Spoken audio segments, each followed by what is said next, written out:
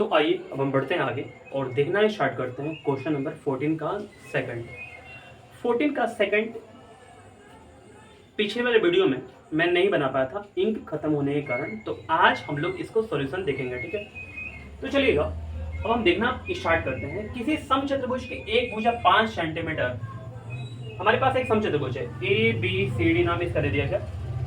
इसमें जो भुजा है ये 5 सेंटीमीटर का है। तो आपको तो पता होना चाहिए कि जो समचतुर्भुज हमारा होता है उसमें सारी भुजाओं का जो मान होता है ना वो सबके सब इक्वल होता है। तो ए बी इक्वल टू क्या हो जाएगा, B C equal to C D equal to D A हो जाएगा, यानी कि सब भुजा बराबर, चारों भुजा बराबर। ठीक है, सबका हमारे पास सारी भुजाओं का जो मान दिया हुआ है तो 5 सेंटीमीटर का दिया हुआ है। तो इसका मतलब ये भी 5 सेंटीमीटर, ये भी 5 सेंटीमीटर, ये भी 5 सेंटीमीटर और ये भी 5 सेंटीमीटर। ठीक है, एक विकर्ण 6 सेंटीमीटर है। अच्छा बताइए कि इसमें से दो तो विकर्ण है ना, तो कौन सा मैं लूँ 6 सेंटीमीटर। तो मैंने सोचा कि चलो एक काम करते हैं 6 सेंटीमीटर ए सी बुल लेते हैं।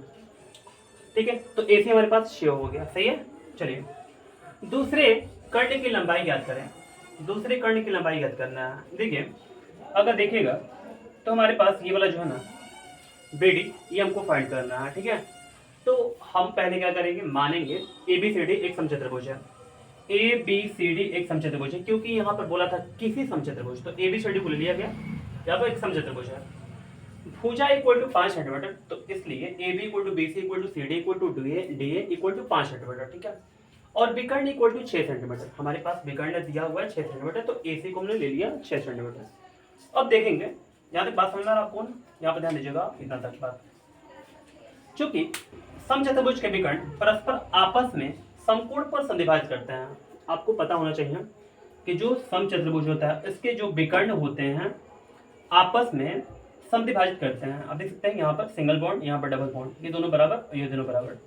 तो संधिभाजित तो करते हैं बट समकोण पर संधिभाजित करते हैं, यानी कि यहाँ पर समकोण, ये भी समकोण, ये भी समकोण, ये भी समकोण। ठीक है, चलिए तो इतना तक बात मैंने बता दिया। अब देखिए अगर हम आपसे बोले कि जो बीओ होगा वो किसके इक्वल होगा, तो आप बोलेगा कि बीडी का आधा कर लीजिए, आपको बीओ मिल जाएगा।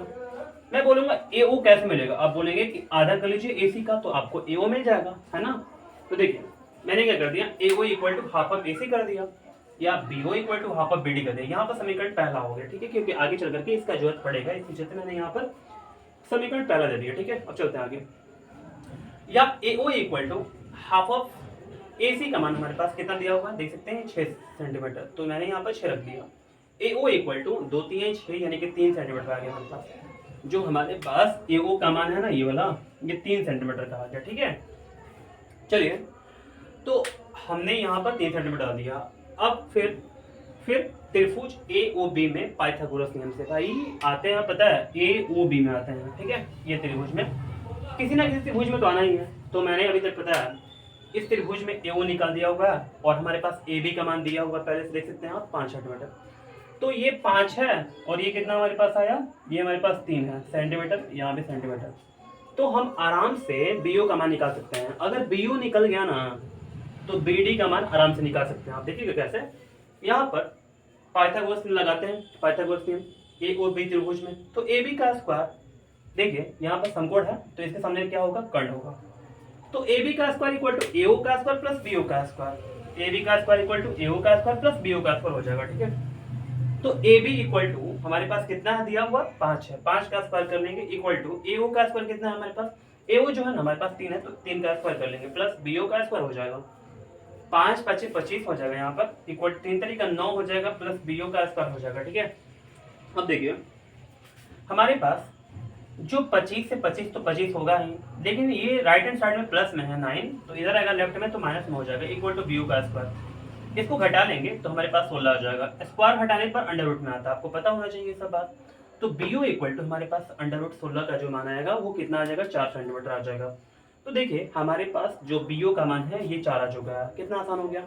आपको ऐसे बता सकते हैं कि बीडी का मान क्या होगा, तो ये कितना हो गया हमारे पास, 4 हो गया, तो 4 ये भी 4, 8 हो गया, ऐसे सिंपल। बट आपको सजा कर लिखना पड़ेगा, ठीक है, तभी आपको सही माना जाएगा। ठीक है, तो देखिए समीकरण 1 से मैंने बताया था ना इसका जरूरत पड़ेगा आगे चल करके, तो देखिए जरूरत पड़ गया हमारा। ठीक है, BO equal to half of BD, BO equal to क्या है, हाफ ऑफ बीडी है, तो बीओ का मान हमारे पास कितना आ गया, देख सकते हैं 4 है, equal to half of B D है। तो देखिए 2 नीचे है ना, तो ये गुणा कर दीजिए आप, तो बी डी इक्वल टू कितना हो गया, यानी कि 8 सेंटीमीटर। तो उम्मीद करते हैं ये क्वेश्चन नंबर 14 आपको अच्छे से समझ में आ गया होगा।